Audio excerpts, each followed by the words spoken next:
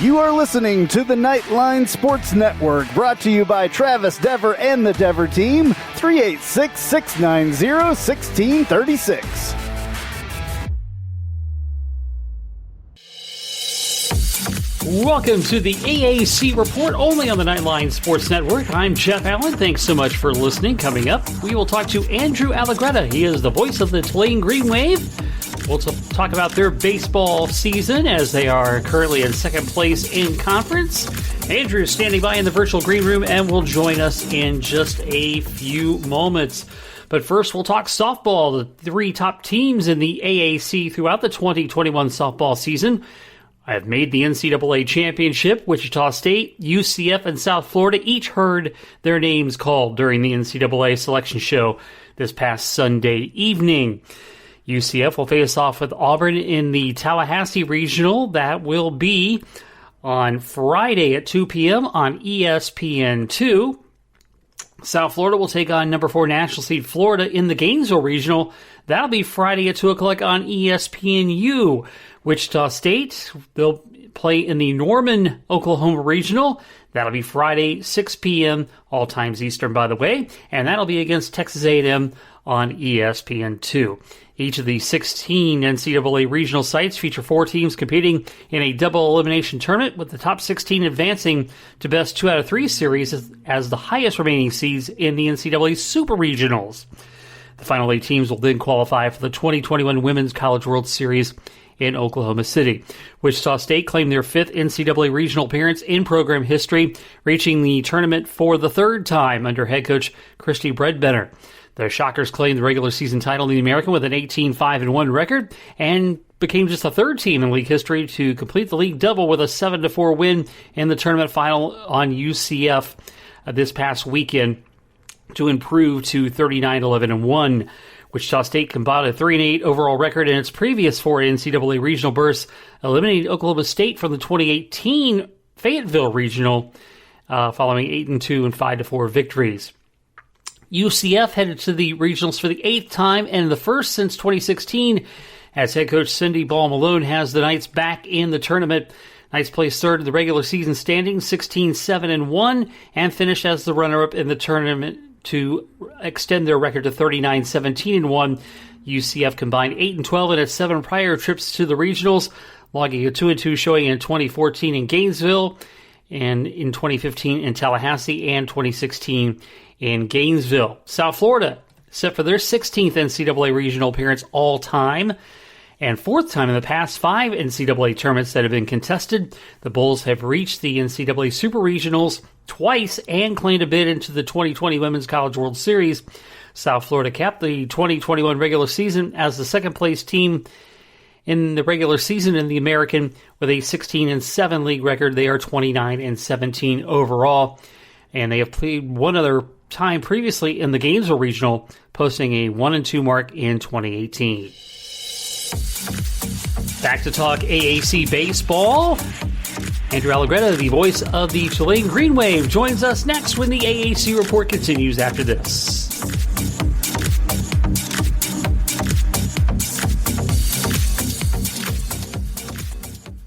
Hey, this is Travis Dever, Kai's Real Estate, the Dever team, New Smyrna Beach. Your source for real estate and everything else, New Smyrna Beach. Proud sponsor of Nightline. Call me anytime at 386-690-1636. That's 386-690-1636. Let me show you my hometown, New Smyrna Beach, UCF's favorite beach. Go Knights and charge on. An auto accident can change your life forever. At Chad Barr Law, we are raising the bar on what to expect from your personal injury attorney. Hi, I'm Chad Barr, and I want you to know that our entire team is dedicated to providing you with the representation you deserve in your greatest time of need. If you or a loved one have been injured in an auto accident, call 407-599-9036 for a free consultation or visit chadbarlaw.com. At Chad Barr Law, our clients come to us in need and leave as family. Offices Altamont Springs. Looking for more out of your Porsche? Look no further than Flat6Motorsports.com. They have the widest selection of aftermarket Porsche parts anywhere in the world. With over 85 product lines and in-depth expertise, Flat6Motorsports.com is your one-stop shop for any Porsche performance needs. Whether you're shopping for intakes, exhausts, suspension, or tuning, they have you covered. Flat6Motorsports.com is the premier Porsche aftermarket specialist. Check them out at Flat6Motorsports.com. And it is my pleasure to welcome to the AAC Report the voice of the Tulane Green Wave, Andrew Allegretta. Andrew is, of course, going to be covering the Green Wave as they take on Cincinnati in a weekend series, and he joins us from the Queen City this evening. Thank you so much for being here. Certainly appreciate it. I'm happy to do it, Jeff. Glad to be on. Yeah, and so I guess as a little precursor to the weekend series, you're taking in the Reds game. How are things going right now? Things have been great. I'm mildly paying attention to the ball game as one does, but I'm also making sure that I get myself some Skyline chili, some Montgomery Inn barbecue. So I'm checking the things off the list as I go to my first baseball game in quite some time. So it's good to be back among society a little bit here. Yeah, absolutely. So that's good stuff, and I appreciate you taking a break during the game to do this with us. And let's talk a lot about Tulane Baseball. And, a couple weeks ago, you guys faced off against East Carolina as the first-place team in conference. Lost 3 out of 4 to the Pirates, but then bounced back, taking 3 out of 4 from UCF this last weekend, remaining a half game back of East Carolina right on their heels. And you beat a UCF team that has been very competitive in the upper half of the division. Can you talk about the resiliency of that comeback weekend, if you will? Yeah, I think there's a lot of things that make this team go. I think the most important thing for this team is it's received really good pitching throughout the course of conference play. Braden Olthoff and Jack Aldridge, the 1-2 pitchers, are exceptional, and you can find them in the top 5 to top 10 of this conference when it comes to ERA as well as strikeouts. The back two guys, whether it's Donovan Benoit and Tyler Hoffman, they've been a little bit up and down, but we've got a fairly deep bullpen that includes a guy by the name of Trent Johnson, who's a junior college transfer, started his career in Arizona. We've got some guys on the back end of the bullpen by the name of Zach DeVito, a freshman from Tampa, Clifton Slagle, who's like a 19-year senior or whatever it is. We just have so much depth on the mound that it's allowed us to stay in ball games, and eventually the bats come around. So East Carolina was the better team a couple of weeks ago, but we've got enough pieces, especially arms, that allow this team to be competitive just about every night. And, of course, you go into the final weekend of the regular season against the Bearcats, who have been playing a little bit better of late, and they're 25-24 overall and 500 in the conference, so they've inched their way into a fourth-place tie. What do you expect out of the weekend? I think it's going to be a really interesting week, and I think there's so much at stake because for Tulane, they're going to go full force to try to win a regular season conference championship for a couple of reasons. One, because that's sort of why you play the game, but two, an American Conference regular season champion is not going to be left out of the NCAA tournaments, and Tulane has not been to an NCAA tournament since 2016. The interesting part for Cincinnati is they might try to line up their pitching staff some for Clearwater next week. Because it kind of seems like they're going to be the 4 or 5 seed sort of regardless of how the weekend plays out, potentially getting up to a 3 seed, but not much higher than that. So they've got to make some intelligent decisions to line up their pitching staff for next week. So how that all plays out in terms of how both staffs use their pitchers, use their players in terms of trying to win today's game versus preparing for the tournament will be an interesting back and forth worth following. Yeah, and that's a great point you make about the regular season champion, because East Carolina is pretty much a given regardless of how they fare, whether it's in the regular season or in the conference tournament. How do you see the American being viewed overall? Do they have a chance for more than 2 teams into the NCAAs? I don't know that they're going to get in more than 2, and it's a really quirky season in which I'm not sure that they even get into. Like, if Tulane does not perform well these next couple of games and perhaps struggles in Clearwater, I could see Tulane getting left out as well. So there's a lot on the line over the next couple of weeks. And part of me honestly feels like the American has been somewhat overlooked this season. This year in college baseball has been so strange that trying to judge teams just based on RPI is really hard to do, because I think Fairfield's a top 5 RPI team. They're undefeated, but they're only playing like Quinnipiac and other teams. And it's the wrong conference. I got the wrong conference on here. They're in the MAC, the Metro Atlantic Athletic Conference. So they're only playing, Canisius, I'm not sure. The point is all of these conferences have lined up their schedules in different ways that it's hard to create this universal metric. So the American finds itself with shaky RPIs up and down the conference, and I'm not sure that's really fair because Central Florida is great. Really strong team. Yes, they've had their ups and downs. I get it. But they went to Greenville and they took 2 out of 4. East Carolina's fantastic. They could be in Omaha. Cincinnati's really strong. So it is a conference that strikes me as a bit undervalued this year. And let's talk about Tulane as far as the bats are concerned. Of course, Colin Burns was named a 2021 Brooks Wallace Award semifinalist. The award goes to the best shortstop, and he leads the team offensively in hits, runs scored, doubles, triples, home runs, stolen bases. What an exceptional player he is. He's been really important to this team's success. There's probably a couple of different people that you could point to Tulane going, I guess we're, 17-8 at the moment in conference play? I guess if I'm jogging my memory correctly, it's somewhere in that territory. Regardless, he's developed really well at the shortstop position. He leads off. His batting average is about 340, 350. I think he's second or third in the conference in stolen bases, and his glove is fantastic too. He has shot up from someone that bats in the 6, 7, 8 part of the order last season for a lot of different reasons, none of them necessarily against him. But he was pushed to the front of the line this year, and he's responded exceptionally well. He is someone that very well could be an MLB draft pick. I don't know how high, but he certainly could be on scouts' radars. He's performed that well this year. And where else are they getting support as far as the offense is concerned? Yeah, so the guy that's really spearheaded all of this is a freshman by the name of Bennett Lee, whose batting average is somewhere in the 440 range. Now, Bennett has been a little bit dinged up, so I'm not exactly sure how much he'll play this weekend. But Bennett has been nothing short of a superstar and clearly the AAC Freshman of the Year. Like, there's no argument that Bennett Lee will get that award. If he doesn't, consider me shocked. But they've also got really strong pieces elsewhere in the lineup. They've got a guy by the name of Luis Aviles who bats in the 4 or 5 spot. He's a catcher. He started his career at Rice. A common theme, a junior college transfer that came to Tulane has made a really strong impact. And I'll tell you what, up and down the lineup, Jeff, there's been a number of freshmen that have stepped up in elevated roles. Chase Englehart is a freshman from Atlanta. He's batting in the 4, 5, 6 spot. He leads this team, in both home runs and RBIs. You could go to Jake LaPrairie, who's a freshman from Lafayette, Louisiana. He bats in the 2 spot, and he's one of the best on-base percentage guys that this team has. Simon Bumgard is a freshman from Colorado that has been a do-everything kind of guy, playing first, second, right field, third base, so on and so forth. So they've gotten a ton of production from young players in this lineup. And tell me about the job that Travis Jewett is doing as the coach of the baseball team this season now. Tell me what he does that has this team doing so well this year. I think he's an exceptional motivator.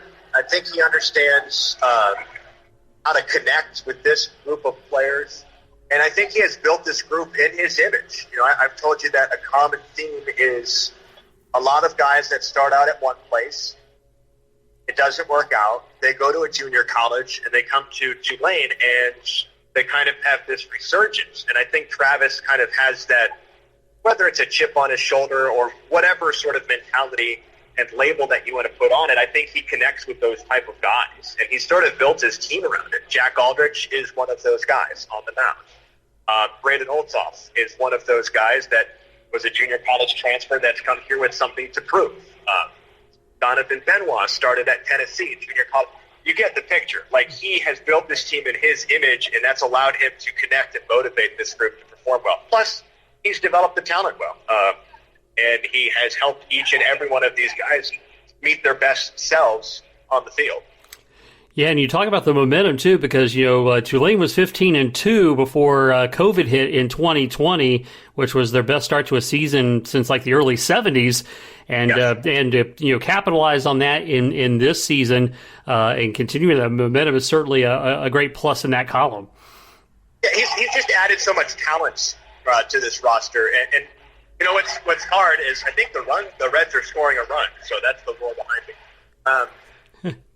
What's hard to process sometimes is the fact that yes, Tulane went to the 2001 and 2005 College World Series, but that's 15 plus years ago. A lot has changed in college baseball, and since 2008, Tulane has only been to 2 NCAA regionals in 15 and 16. So this is a storied program. It's a proud program, but it's also a program that's needed some talent infusion into its roster, and I think Travis has done that with the addition of a Cody Hosey, who was drafted first by the Dodgers last year, Hudson Haskin, who was drafted in the second round last year by the Baltimore Orioles, and Braden Oltzoff, the starting pitcher on Thursdays, the quote-unquote Friday ace for Tulane, is someone that could be drafted in the 3rd, 4th, or 5th round as well. So he's really boosted the talent.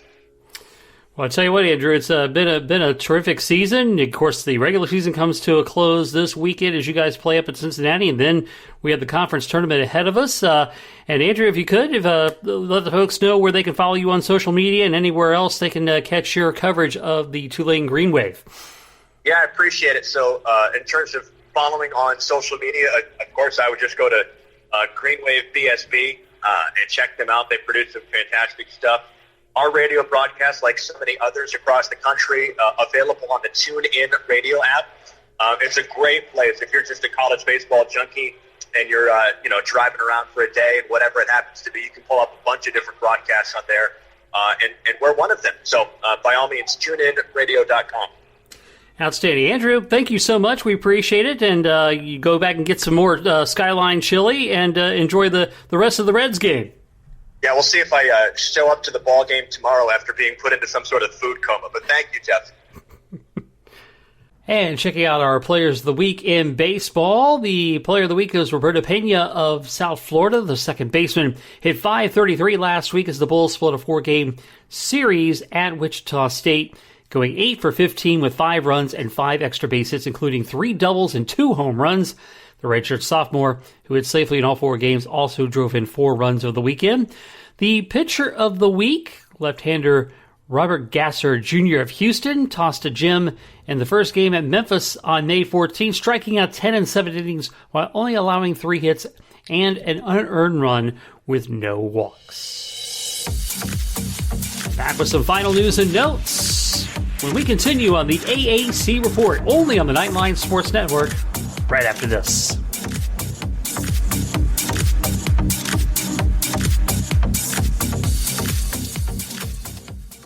If you haven't figured it out yet, I love Tijuana Flats. I would love them even if they weren't a partner with us on the Nightline Sports Network. They have all kinds of great Tex-Mex food, and it's fresh, by the way. Made to order burritos, tacos, enchiladas, chimichangas, quesadillas, bowls, nachos, and taco salads. And if you haven't tried the queso, you are completely missing out. It is the best queso that I've ever had in my life. Absolutely hands down. And the sauce bar that they have, everything from wild to mild in there. Absolutely awesome, awesome stuff. Not only do I love the food at Tijuana Flats, but I love the company, a UCF-born company. And they give back to the community with the Justin Queso Foundation. So head to your local Tijuana Flats. Tex-Mex for everyone.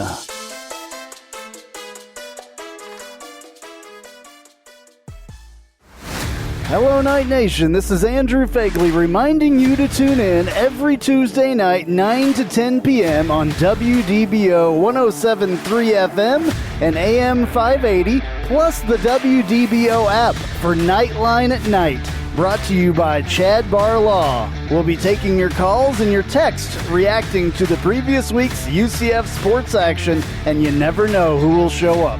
Once again, that's Nightline at Night, every Tuesday, 9 to 10 p.m. on WDBO 107.3 FM and AM 580, plus the WDBO app. Go Knights and charge on.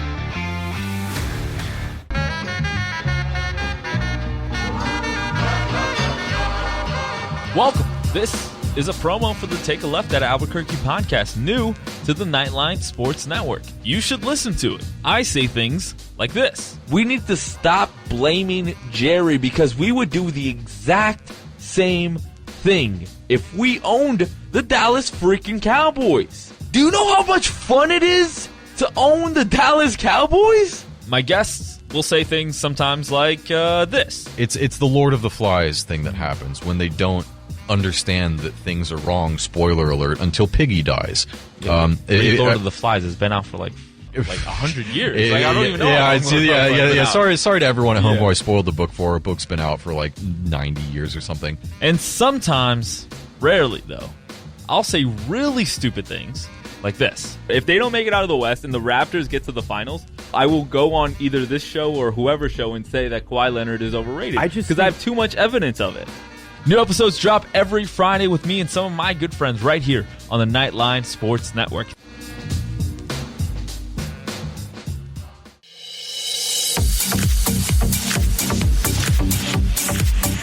All right, let's give you some final news and notes on this week's edition of the AAC Report on the Nightline Sports Network. First, number 12, SMU completed a clean sweep to earn its first AAC Women's Rowing Championship this past weekend in Oak Ridge, Tennessee. The Mustangs finished with a total of 144 points, with UCF coming in second at 120. Tulsa and Sacramento State both finished with 84 points.